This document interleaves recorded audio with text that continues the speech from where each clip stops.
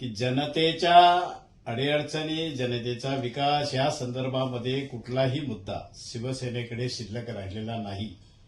अधिवेशन चालू आहे, लोक जनता त्यांच्याकडे आशेने बघते, आपला काहीतरी प्रश्न मांडतील.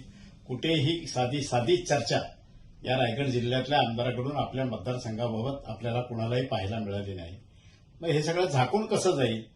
त्यामुळे ते काही व्हिडिओ आले आणि त्या व्हिडिओचं जे निमित्त करून केवळ तटकरे साहेबांचं नाव घेऊन यांच्या पोळ्या कशा भाजल्या जातील राजकीय, एवढाच एक धंदा त्याच्यामध्ये आहे.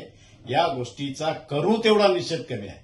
जी काय गोष्ट घडेल त्या ठिकाणी तटकरे साहेबांचं नाव घ्यायचं, तटकरे साहेबांना दोष द्यायचा आणि आपण मोकळे व्हायचं, अशा पद्धतीचा एकमेव कार्यक्रम शिवसेना या रायगड जिल्ह्यामध्ये राबवते हे म्हटलं तर वावगं ठरणार नाही.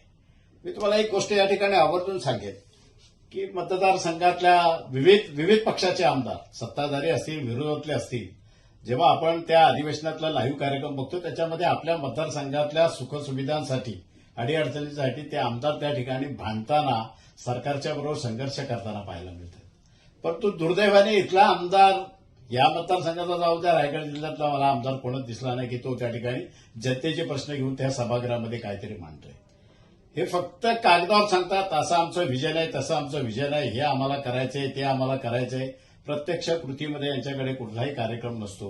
आणि मग हे अपयश झाकण्यासाठी यांना एकमेव जो काय मिळालंय ना, फक्त तटकरे साहेबांचं नाव घ्यायचं, तटकरे साहेबांना दोष द्यायचा आणि आपल्या झालेल्या सगळ्या चुकांच्यावर पांघरून घालायचा हा एकमेव उपक्रम हे लोक राबवत आहेत. मी तुम्हाला कर्जतची गोष्ट या ठिकाणी आवर्जून सांगेन की कर्जतच्या आमदारांच्या बाबतीमध्ये आपण इथं आता कर्जतला एक रेल्वे स्टेशनचं काम चालू आहे. त्याच्यामधून पनवेलसारख्या ठिकाणावर मुंबईपर्यंत जाणारा प्रवास त्या ठिकाणी होणार आहे. त्या ठिकाणी येणारा जो रस्ता आहे, त्या रस्त्याचा जो पूल आहे, तो पूल रेल्वेचा ओव्हरब्रिज जो आहे तो अतिशय अरुंद आहे. कर्जत तालुक्यामध्ये प्रचंड प्रमाणामध्ये आज ट्रॅफिकचे प्रश्न आहेत. कर्जत तालुक्यामध्ये प्रचंड प्रमाणामध्ये पाऊस असताना पाण्याचे प्रश्न आहेत. कर्जत तालुक्यामध्ये प्रचंड पद्धतीने रस्त्यांच्या खड्डे रस्ते झाले. असं प्रचंड काम जनतेचं कर्जतमध्ये शिल्लक असताना हा आमदार तिथे शब्द काढत नाही.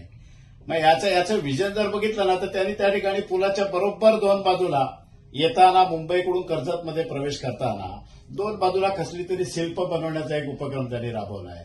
तो शिल्प बनवताना याचं विजन बघा की शिल्प बनवताना आपण त्या ब्रिजवरून आलो की स्टेशन झाल्यावर उद्या त्या पुलाचं जर रुंदीकरण करायचं असेल तर त्याला जागाच शिल्लक ठेवली नाही. असं विजन घेऊन काम करणारा हा माणूस, हा अडाणी माणूस आहे. याला शिक्षण नाही, काय नाही. हा अडाणीपणाचा त्याचा कळस आहे आणि फक्त लोकांची फसवणूक करणं, लोकांची दिशाभूल करणं एकमेव कार्यक्रम घेऊन जातो आणि त्याच्यामध्ये यश आलं नाही की जराशी कुठली गोष्ट भेटली की तटकरे साहेबांचं नाव घेतो. मी या गोष्टीमध्ये आवर्जून सांगेन की शासनाने या गोष्टीकडे कधी जर शक्य झालं तर शासनाने याची सखोल चौकशी करावी. या तिन्ही आमदारांच्यामध्ये स्पर्धा आहे. भरत गोगावलेंचं मंत्रिपद महेंद्र थोरवेला मान्यच नाही आणि मग भरत गोगावलेंच्या 2.5 वर्षाची टर्म संपल्यावर महेंद्र दळवी होतील की काय ही भीती त्या महेंद्रच्या मनात आहे. आणि मग त्या भीतीपोटी ते व्हिडिओ, आता मला सांगा यांचे व्हिडिओ करायला काय राष्ट्रवादीचे कार्यकर्ते त्यांच्या घरापर्यंत जाणार आहे किंवा ते राष्ट्रवादीच्या कार्यकर्त्याला व्हिडिओ कॉल करणार आहे? हा कोणाला तरी शिंदे गटातल्याच माणसाला केलेला व्हिडिओ कॉल आहे. यांचेच व्हिडिओ हेच लोक आणतायत आणि आरोप मात्र तटकरे साहेबांच्यावर करतायत. या गोष्टीचा करू तेवढा निषेध थोडा आहे. मी आता मगाशीच एक बातमी ऐकली की आदरणीय आमचे नेते अजितदादा यांनी त्या ठिकाणी रायगड जिल्ह्यातल्या या राजकारणावर समझोत्याचा कुठेतरी पाऊल टाकलंय आणि म्हणून मी फार तारतम्य ठेवून या गोष्टी या ठिकाणी बोलतोय. नाहीतर अतिशय त्यांच्यापेक्षा घाणेरड्या भाषेमध्ये आपल्याला त्यांना उत्तर देता येईल. परंतु नेते एका बाजूने एक सामंजस्याची भूमिका घेऊन जर या ठिकाणी काय करत असतील तर आपण त्याच्यामध्ये कुठला खोडा घालायला नको. म्हणून मी त्यांचा कुठेही अगदी वाईट शब्दामध्ये हे करत नाही. परंतु ते या ठिकाणी तटकरे साहेबांच्यावर जाणीवपूर्वक काही चुकीचे आरोप करून, काही संबंध नसताना, हितसंबंध नसताना केवळ तटकरे साहेबांचं नाव घेऊन तटकरे साहेबांना दोष देण्याचा जो प्रयत्न ही मंडळी करते त्यांचा निषेध आजच्या या पत्रकार परिषदेच्या माध्यमातून मी करतोय. मी आपल्याला दुसरी गोष्ट आवर्जून एक या ठिकाणी सांगेन की या ठिकाणी जो कार्यक्रम निवडणुकांचा झाला, या निवडणुकांच्या कार्यक्रमामध्ये ते सातत्याने सांगत असतात की उद्धव बाळासाहेब ठाकरे या शिवसेनेबरोबर राष्ट्रवादीने युती केली. मी आपल्याला या गोष्टीचं स्पष्टीकरण देताना एकच गोष्ट सांगेन की स्थानिक स्वराज्य संस्थांच्या निवडणुका ह्या सर्वसामान्य थरातल्या कार्यकर्त्याच्या निवडणुका असतात.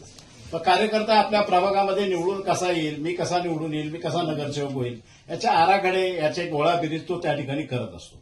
आणि मग त्याला त्या ठिकाणी सुटेबल जर वाटलं की ह्या पक्षाच्या मित्राची जर मी सोबत घेतली, माझी मदत त्याला, त्याची मदत मला घेतली, तर मीही निवडून येईल आणि मग आपल्या पक्षाला मलाही त्या ठिकाणी काम करता येईल. या भावना कार्यकर्त्यांच्या असतात. आणि मग कार्यकर्त्यांच्या भावना जर पक्षाचा नेता जतन करणार नसेल तर तो पक्ष उद्या चालणार नाही. कार्यकर्ते बाजूला जातील. कार्यकर्ते टिकले पाहिजेत. कार्यकर्ते नुसते टिकले नाही पाहिजे, तर कार्यकर्त्यांच्या निवडणुका कार्यकर्त्यांनी जिंकल्या पाहिजेत. या शुद्ध भावनेपोटी आम्ही त्या ठिकाणी शिवसेनेबरोबरची आघाडी केली. आता महाराष्ट्रामध्ये जर आपण बघायला गेलो तर मग कागल असेल, चाकण असेल, मग या ठिकाणी नाही का शिंदे गट आणि उद्धव ठाकरेंचं हे एकत्र आले, ते चालतं. आम्ही कधी आमच्या राष्ट्रवादी काँग्रेस पक्षाच्या कुठल्या कार्यकर्त्यांनी कधी एकनाथ शिंदे साहेबांचं नाव घेऊन शिवसेनेला कधी दूषणं दिली तुमच्या ऐकवत आहेत का? परंतु या ठिकाणी रायगड जिल्ह्यामध्ये उठ सकाळी आणि तटकरे साहेबांचं नाव घे, संध्याकाळ झाली की तटकरे साहेबांचं नाव घे. मी तर म्हणतो तटकरे साहेब देवासारखेच आहेत. त्यांच्या तोंडातून देवाचंच नाव होतंय की काय, त्यांना आता तटकरे साहेब हे देवासारखे वाटतात. लोक नामस्मरण करतात सकाळ संध्याकाळ.